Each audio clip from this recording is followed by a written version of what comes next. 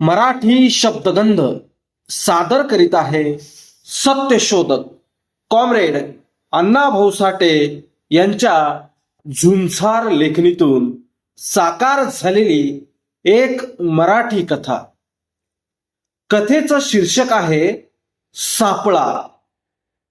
मित्र हो, सापळा या कथेला सुरुवात करण्यापूर्वी जर आपण आपल्या मराठी शब्दगंध या यूट्यूब चॅनलला सबस्क्राईब केलेलं नसेल तर कृपया सबस्क्राईब करा, लाईक करा आणि आवडल्यास शेअर करायला विसरू नका. चला तर ऐकूया कथा सापळा. लेका, महारांनी पायरी सोडली. त्यासनी आता गावचा इंगा दाखवूया, नाहीतर महार जात डोक्यावर बसल, असं सांगत दादा देशमुख आळोआळी फिरला. त्यानं महारांविरुद्ध आग पेटली आणि एकदम भडका उडाला. उभा गाव पिसाळला. महारांवर इंगा फिरवण्याची भाषा जो तो बोलू लागला. महार वाड्यावरून गाढवाचा नांगर फिरवीन तरच नावाचा दादा देशमुख, अशी दादानं डिरकी ठोकली. एकूण एक लहान थोर चावडीवर जमले. महारांना घेऊन येण्यासाठी बजार रामोशी पाठवला गेला आणि चावडीवर महार आले की त्यांना झोडपून काढण्याचा विचार करीत गाव बसला. कारण दादा देशमुखाच्या वाड्यात मरण कळाच पसरली होती. आज 2 दिवस देशमुखाचा एक प्रचंड बैल मरून दावणीत पडला होता.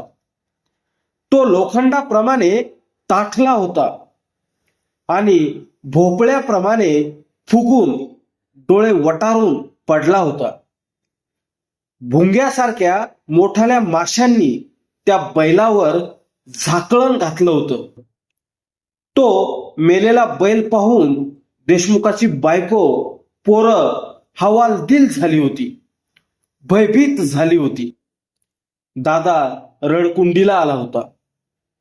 आपला बैल मेल्याचं दुःख होण्याऐवजी त्याचा तो मृतदेह आज 2 दिवस वाड्यातून हलत नव्हता, याचंच त्याला भयंकर दुःख झालं होतं. आणि त्याच्या दुःखाला गरीब महार आणि त्याची भावकीच जबाबदार होती, म्हणून तो चिडला होता. कारण महारांनी एकाएकी मेलेली ढोरं ओढण्याचं बंद केलं होतं. म्हणून देशमुख महारांच्या नावानं खडे फोडीत होता. त्यानं शेवटी दत्ता पाटलाला भडकावून दिला होता. महारांशी समोपचारानं बोलून भागणार नाही, एकदम जोडाच काढला पाहिजे, असं तो सर्वांना सांगत होता. दत्ता पाटील हा पोलीस पाटील न्याय निवाडा करून महारांना शासन करण्यासाठी टपला होता. तो डोळे झाकून बसला होता. आता महार लोक आले की आपण कसं बोलावं याचा तो विचार करीत होता. शब्द जुळवीत होता. गुणपाल शेट्टे गाल फुगून महारांची वाट पाहत होता. तो जमलेल्या सर्व बड्या लोकांना महारांच्या अन्यायाची कथा आणि तिचे भावी परिणाम सांगत होता. महार जर नमले नाहीत तर उभ्या गावाचा महारवाडा होईल, असं तो सर्वांना सांगत होता. आणि सर्वांच्या डोळ्यापुढं देशमुखाचा तो मेलेला बैल तरळत होता. त्यामुळे सारा गाव दबकला होता. त्या बैलानं सर्वांची मती गुंग करून सोडली होती. आणि खरंच तिथं जमलेला प्रत्येक माणूस मनात म्हणत होता, जर आपली ढोरं दावणीत मरून पडली तर काय होणार, नुकसान होईल, ही गोष्ट ते आपोआप विसरूनच जात.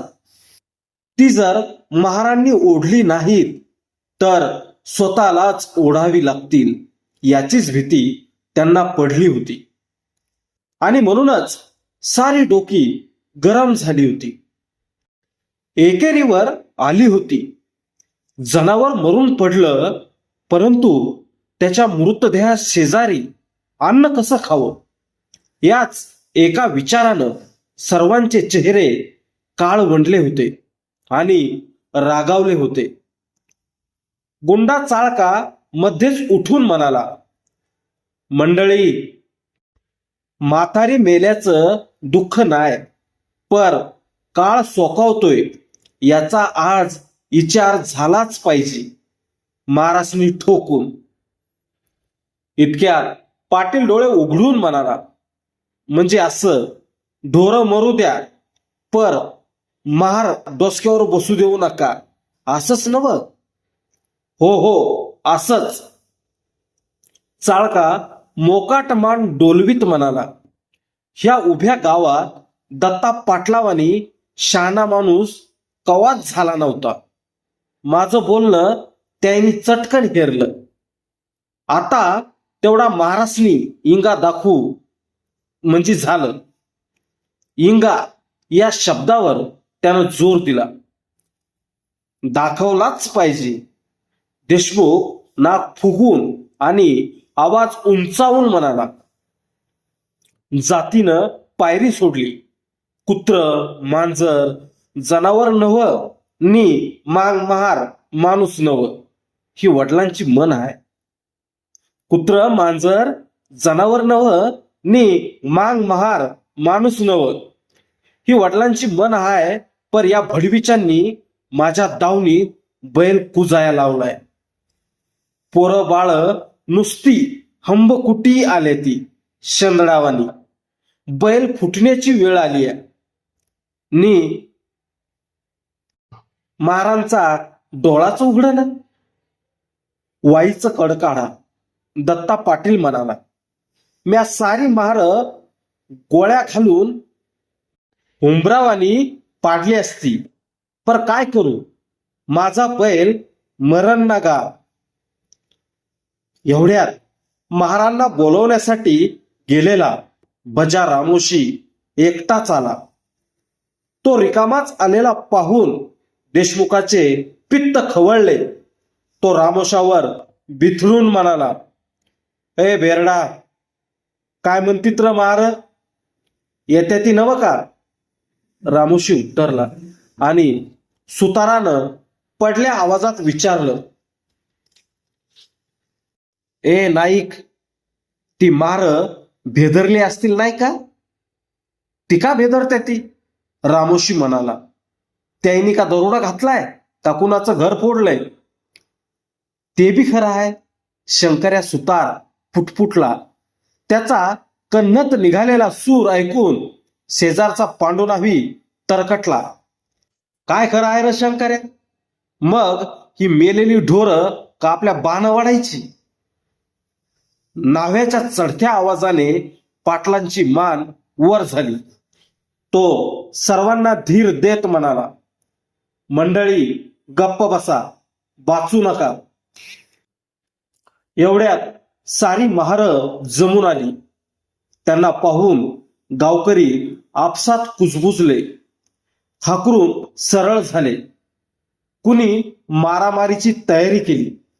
सर्वांचे डोळे महारांवर फिरले.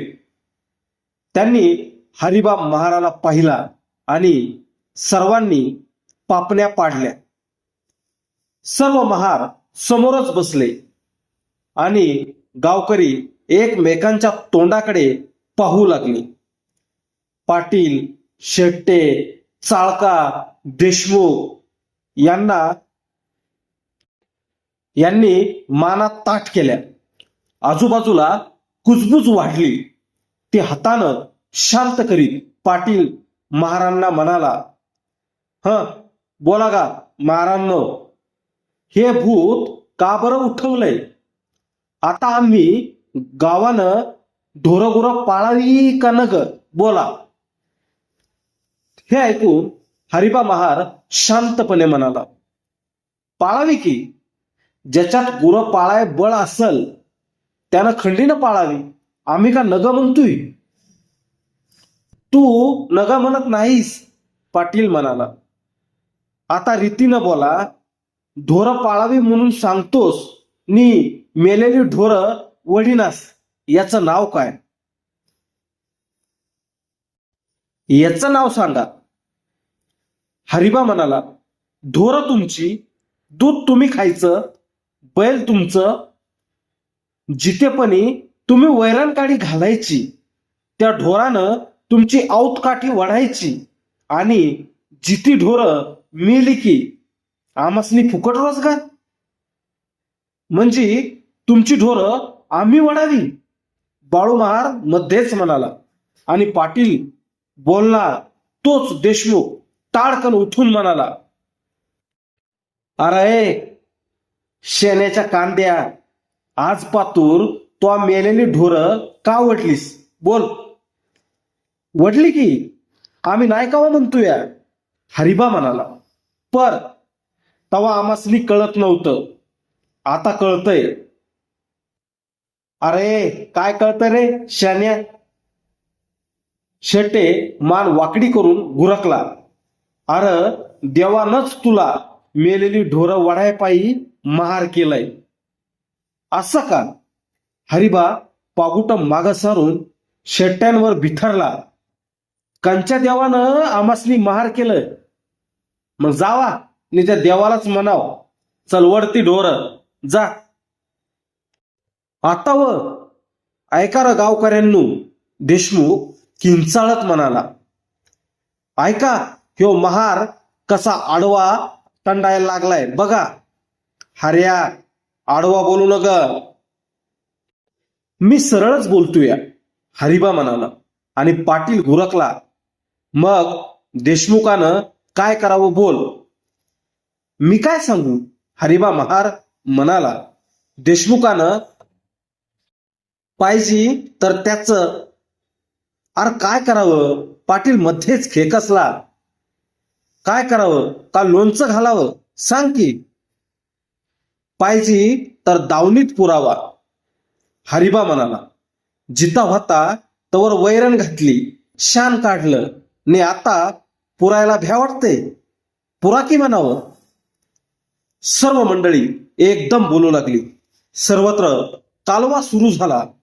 हाणामारीला तयार झालेली माणसं ऐकत बसली.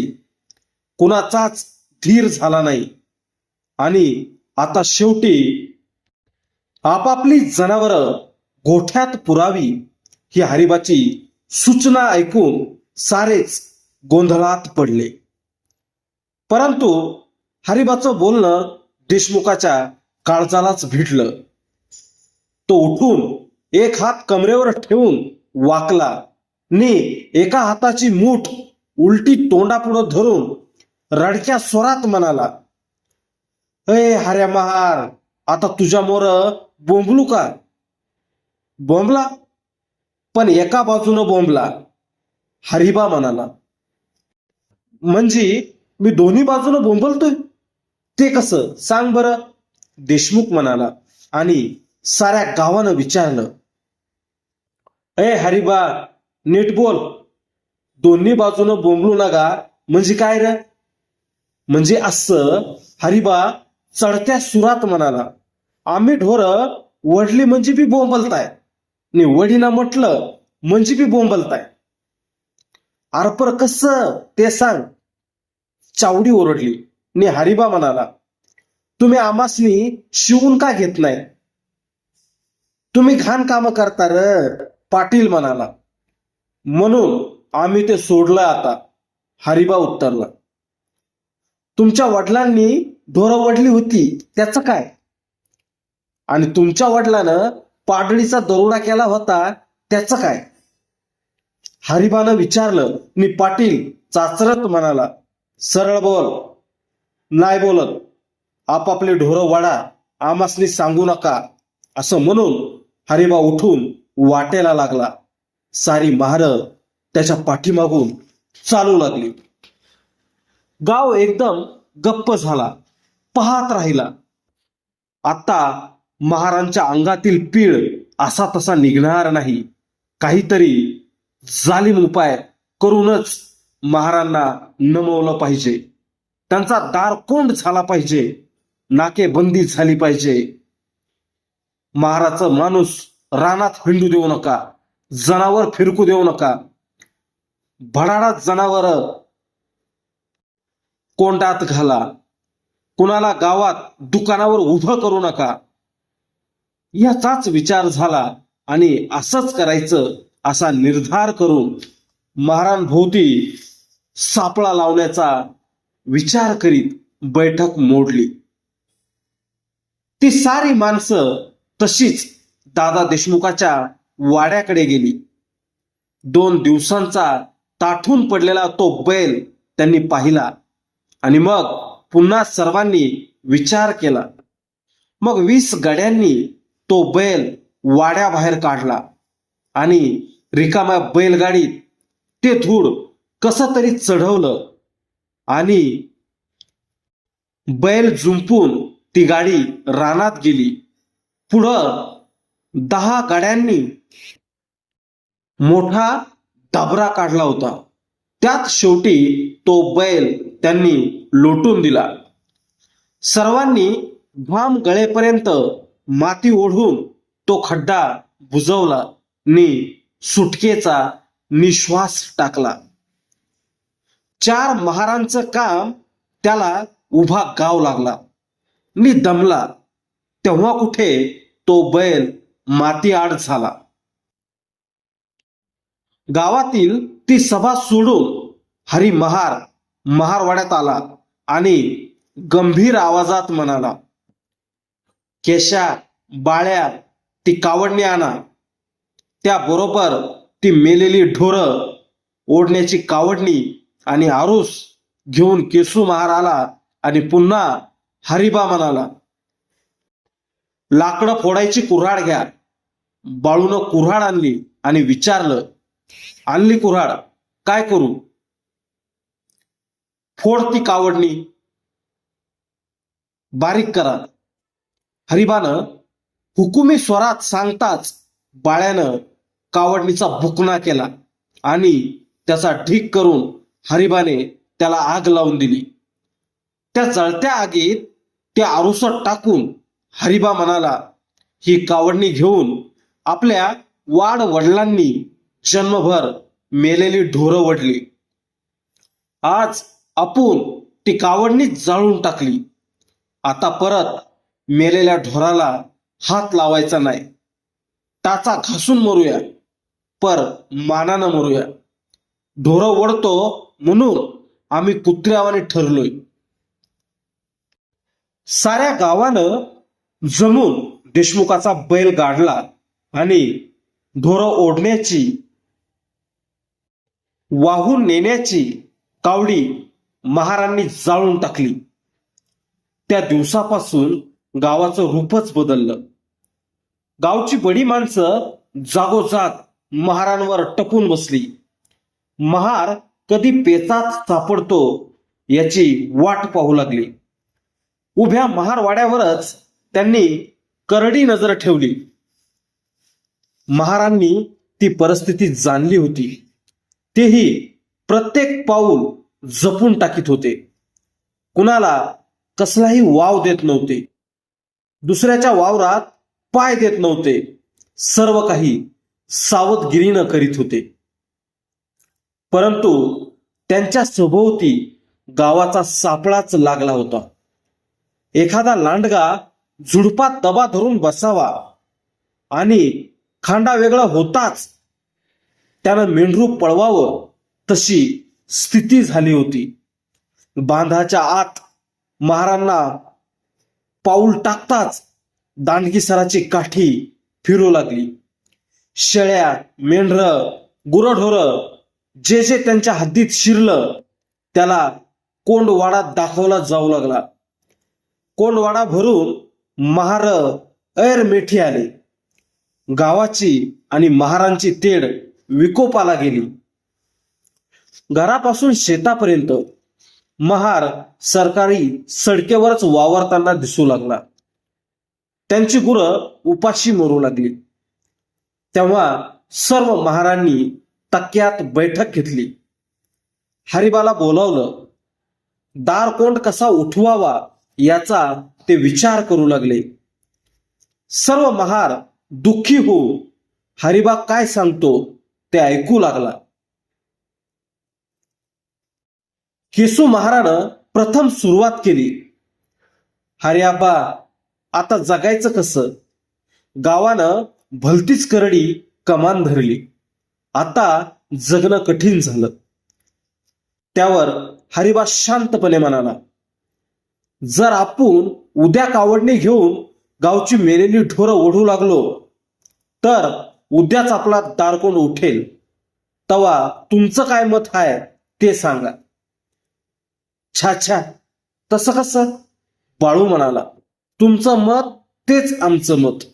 तुम्हीच सांगा. मग ऐका तर, हरिबा म्हणाला. एक मोठं वडाचं झाड होतं. त्या झाडाला मुळासकट उपटून टाकायचा बेत वाऱ्यानं केला आणि मोठं कावतूर घेऊन वारा आला. तवा झाडानं हेरलं, आता आपण जगत नाही, आणि चटकन त्या झाडानं आपल्या साऱ्या फांद्या फेकून दिल्या आणि नुसता खुंटच उभा राहिला. वारा जोरात आला, पण तो खुंट काही हल्ला नाही. तसं त्या झाडावानी आपण बी करूया. खुंटावानी उभं राहूया. काय करूया बोला? सर्वांनी विचारलं. आणि हरिबा म्हणाला, 8 दिवसात समधी शिरड, मेंढर, ढोर इकून रिकाम व्हा. त्या झाडावानी झडझडीत खुंट. ठरलं. बुधवारी बाजारात विकतो आम्ही. सर्वांनी कबूल केलं आणि हरिबा पुन्हा म्हणाला, मी उद्या तालुक्याला जाऊन सरकारात दाद मागतो. पहाटेला हरिबा तालुक्याला निघाला होता. तो घराबाहेर पडला तेव्हा अंधारच होता. अजून तोंड ओळख झाली नव्हती. नुकताच पूर्वेला उजाळा येत होता. सृष्टी आणि आकाश यांच्यामध्ये प्रकाशमय पट्टा निर्माण झाला होता. ढगांच्या प्रचंड आकृत्या भयान दिसत होत्या. त्या एकमेकांवर हळूच जाऊन आदळत होत्या.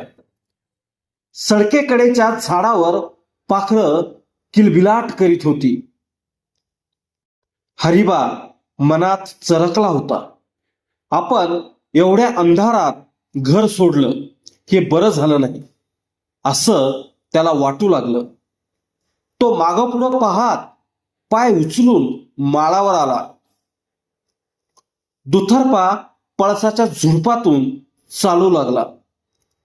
पळसाच्या झाडांनी त्या माळावर गर्दी केली होती. जागोजाग पळसाची झाडं उभी होती.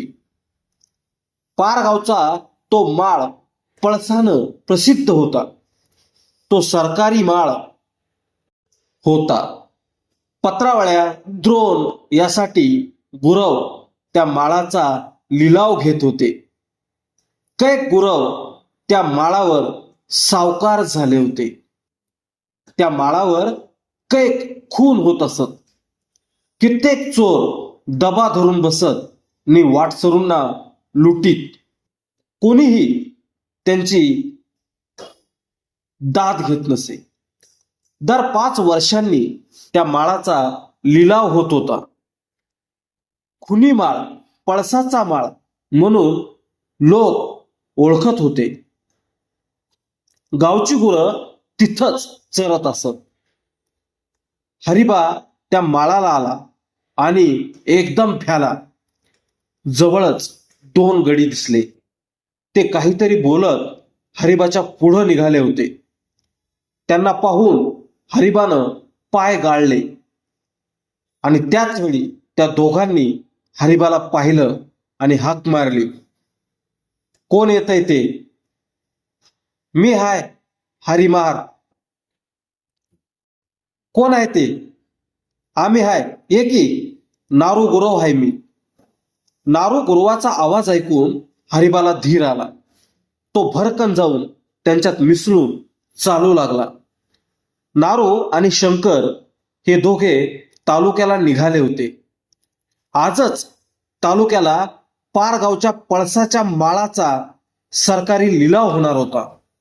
त्यासाठी ते 2 गुरव रकमा घेऊन निघाले होते. दोघांचे तिघे होताच त्यांनाही बरं वाटलं. दुसऱ्याच्या भीतीमुळं गावचं आणि महारांचं भांडण विसरून ते वाट चालू लागले. परंतु एवढ्या सकाळी हरिबा निघालेला पाहून त्यांना किंचित शंका आली आणि जेव्हा तो तालुक्याला निघाल्याचे त्यांना समजले तेव्हा तर ते अधिकच विचारात पडले. तालुक्याला पोहोचल्यानंतर गुरव लिलावाकडे गेले आणि पार गावावर खटला करण्यासाठी हरिबा चांगला वकील शोधित फिरू लागला. आपली बाजू नीट मांडणारा, आपल्या पोराबाळांचा दारकोंड उठवणारा असा शहाणा वकील त्याला हवा होता. तो जागोजाग चौकशी करीत मामलेदार कचेरीपुढे येऊन दाखल झाला. त्यावेळी पारगावच्या त्या पळसाच्या माळाचा लिलाव नुकताच उभा राहिला होता. गावोगावचे फक्त गुरव आले होते. कमरेच्या रकमा सैल करून सवाल चढवण्याची ते तयारी करीत होते. कोण किती चढणार याचा अंदाज घेत होते आणि सरकारी कारकून जाहीर झालेला आकडा पुन्हा पुन्हा घोकत होता. 105 रुपयापर्यंत एक गुरव चढला होता. बाकीचे एकमेकांकडे तिरप्या नजरेने पाहत होते, धीर करीत होते. हरिबा गर्दीत येऊन ऐकत होता. आपण जर माळाचा लिलाव घेतला तर काय होईल असा विचार त्याच्या डोकीत आला आणि सरकारी कारकून दमून म्हणाला, 105 रुपये एक वार. 210 रुपये. एकदम आवाज आला. सर्व गुरव गरकन फिरले.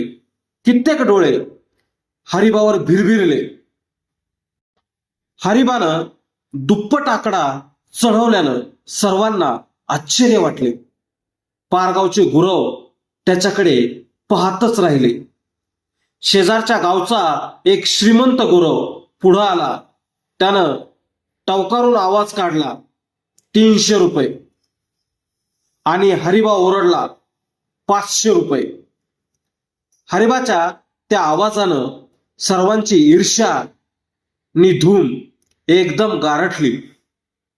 हरिबाच्या नावाचा लिलाव जाहीर झाला आणि लगेच हरी महारानं कमरेचे 500 रुपये भरले.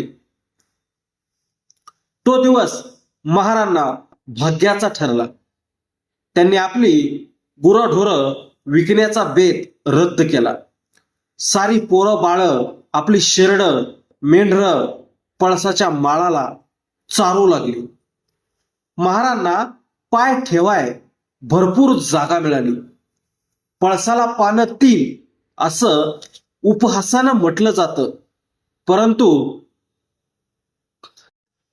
त्याच काळात पळसानं महारांचं जीवन सुखी नि निर्भय केलं. एवढंच नव्हे तर परिस्थितीची चक्र महारांच्या दिशेने अति वेगात फिरवली. महारांची लढाई सुरू झाली.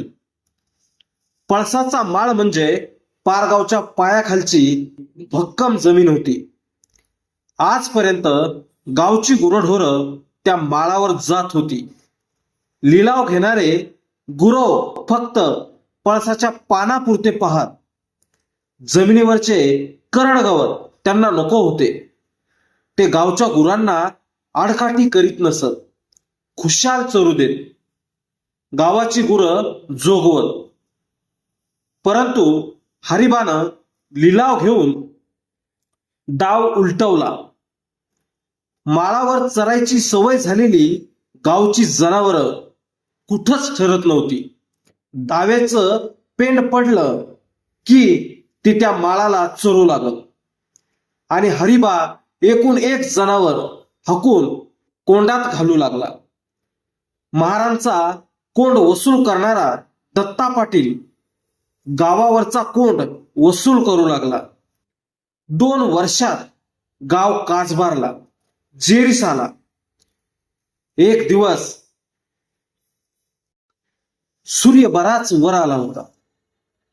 पळसाच्या माळाला महारांची गुरं चरत होती.